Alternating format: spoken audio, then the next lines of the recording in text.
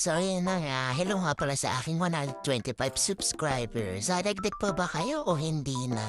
So yun na nga, nag-content na nga si Mari nyo. Na-sure ako kilala nyo to kung anong pagkain to. Naalala ko yung mga panahon na nagkakating classes ako. O diba, hindi pala matinong estudyante. So yun na nga, sorry na nga. So yung kasi yung solution ko sa lecture na boring.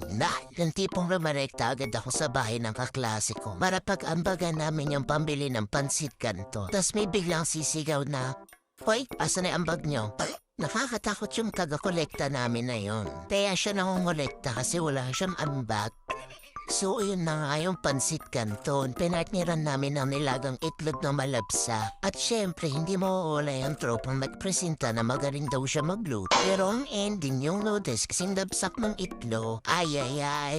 Tapos matabang pa. Ano ba naman sa mukha niya nang napunta yung mga sauce? Kundi ba naman engot engipin yung pinambukas? Nakakamiss din pala bumalik sa pagiging high school. Yung meron kang teacher na terorista, yung dadaan ka pa sa harap ng classroom ng crush mo sabay hiram ka ng salamin sa kaklase ng crush mo. O diba hindi ka na nahiya? Yung tipong gamit mo na bagay mas maliit pa sa wallet mo. Yung as in ballpen lang yung laman. Tapos sa classroom pag pinakabobo pa, sa'yo din yung pinakasirang upuan. O kaya naman yung tipong pauupuin ka sa harapan pagdating ng recitation, kita ka kaagad ng teacher mo. Paborito kang pagalitan. O diba ang sarap balikan? Nasa high school student, ako talaga kasi naka-experience niyan. Kung na-experience mo to, welcome to the family. Yun lang. Kaya ikaw, anong kwento mo?